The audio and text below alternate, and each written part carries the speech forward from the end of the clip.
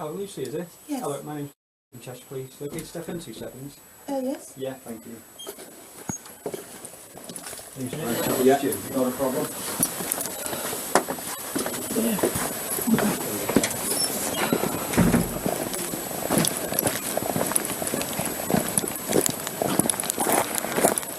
I'm just going to put you in the back seat over here.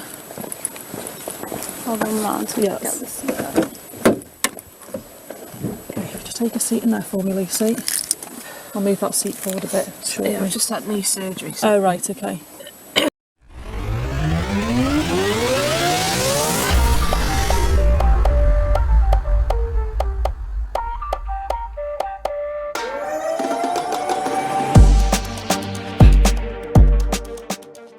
Lucy Letby was convicted of murdering 7 infants and attempting to murder 7 more across 2 separate trials. Little did those working alongside her know that there was a murderer in their midst. Her case sent shockwaves through the medical and legal communities. Despite 2 attempts to appeal the convictions being denied, the spotlight remains on the case. The long-running Thirlwall inquiry, which explores whether more could have been done to intervene earlier, is set to publish its findings next year.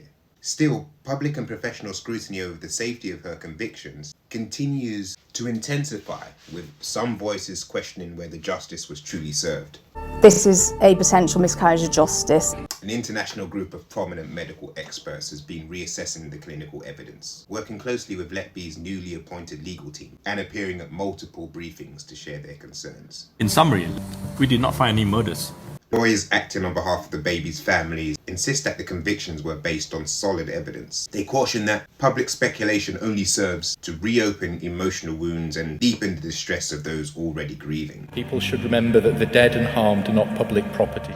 Letby's case is now under review by the Criminal Cases Review Commission, the official body tasked with identifying and investigating possible wrongful convictions. This represents a final avenue to potentially return the case to the Court of Appeal.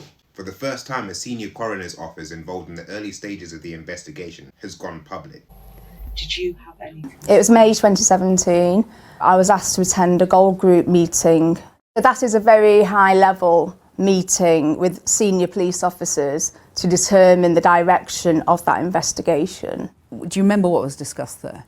And there wasn't discussion about any suspects, and I remember really clearly the police were minded not to investigate the concerns. Stephanie Davies, who led evidence gathering for the coroner, has disclosed her unease regarding the conclusions that were ultimately reached. Davies has been asked to conduct a rapid review of the infant deaths at the Countess of Chester Hospital between 2015 and 2016. Her analysis, meant to determine whether natural causes had been correctly identified, became a turning point in the police investigation. I had 3 hours to review what would be 13 deaths.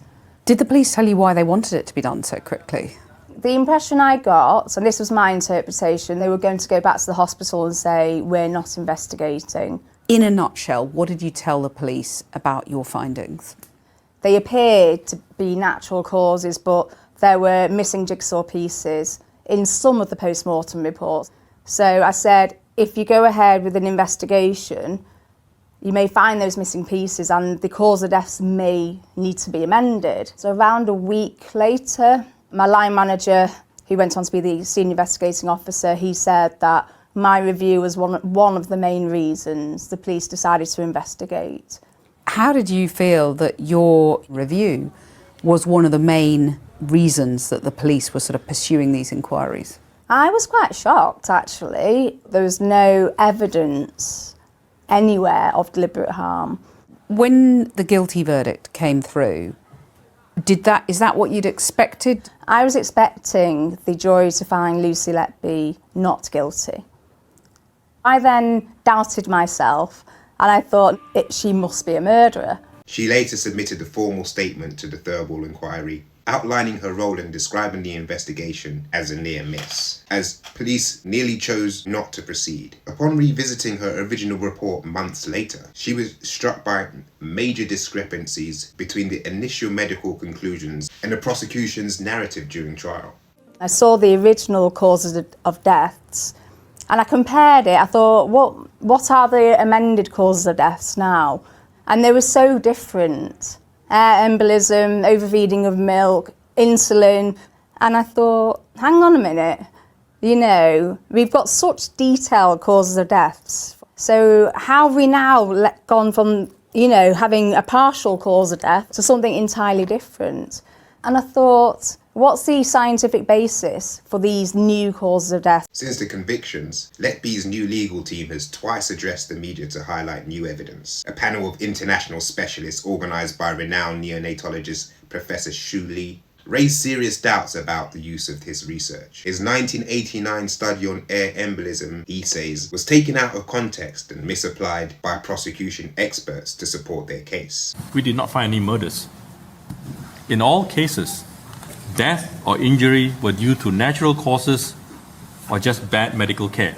He went through some of the alternative causes of deaths for some of the babies that Lucy Letby had been convicted of killing. And I thought, there they are, there are those missing jigsaw pieces. And that's when I realised this is a potential miscarriage of justice. Prompted by these findings, Davies chose to break her silence in interviews with Channel 4 and The Guardian.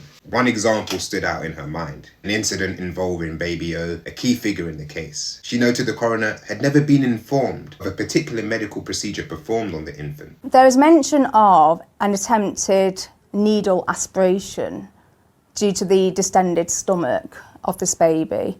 And I saw that the reporting doctor never mentioned anything about this procedure to the coroner. So in your experience, is it unusual, maybe even troubling, that that wasn't reported to the coroner? That's a missing jigsaw piece. Had the paediatric pathologist been aware of this attempted needle aspiration, would he have then not given the underlying cause of death as prematurity, but this procedure? And that would have meant for that baby that it's not a wholly natural cause of death. That got me really concerned. If they've missed off that information, what other information have they missed? Baby O's case proved pivotal. His medical records were the first scrutinised by Dr. Dowie Evans, the prosecution's lead expert witness. Within minutes, Evans reported what he believed were unmistakable signs of deliberate harm, citing unusual liver damage. This triggered an escalation in the investigation. At trial, the attempted aspiration procedure and the theory that Letby injected air to cause internal injury was central to the prosecution's argument. Ultimately, the jury accepted the narrative of intentional harm, and Letby was found guilty of murdering Baby O. Recently, however, new claims of neonatologists have emerged suggesting that the jury may have not heard the full picture. And these insights are now part of the application being reviewed by the Criminal Case Review Commission. What do you want to happen now? I think the evidence needs to be looked at again.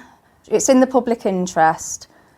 I mean, what do you say to the families of those babies who died, who, you know, are concerned that this campaign to try and overturn the conviction it's causing them deep distress? Absolutely it would. Absolutely.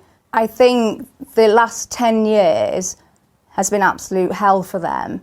But going silent and letting someone potentially innocent rot in prison is not the right thing to do. Davies left her role in 2022 after raising issues about unrelated murder investigations. She was later found to have committed gross misconduct for sharing confidential material as part of her academic research. In response, Cheshire Police strongly rejected her account, emphasising that she held an administrative role without formal medical or legal qualifications. Both the hospital and the solicitor representing Baby O's family declined to offer any public statement.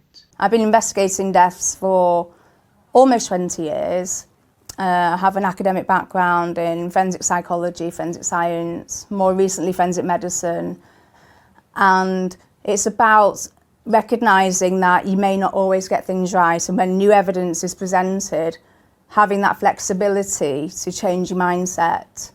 You no longer work for Cheshire Police. What would you say to people who might say you've got an axe to grind against them? And that would be a fair point. And I think if that was the case, I would have blindly said from the very start, since my employment ended, Cheshire Police are wrong. But no, I didn't. So after the guilty verdict, I said it must have been a very good quality investigation. and there must have been tangible evidence that I'm not aware of. Meanwhile, the investigation into Letby continues. A new set of evidence is under review by prosecutors, who will determine if further legal action is warranted. Regardless of the developments, the pain endured by the families of the affected babies remains raw and unsolved. Thanks for watching another episode of Crime Lab. Don't forget to like and subscribe to stay up with the latest videos. Stay well, stay safe, and I'll see you in the next one.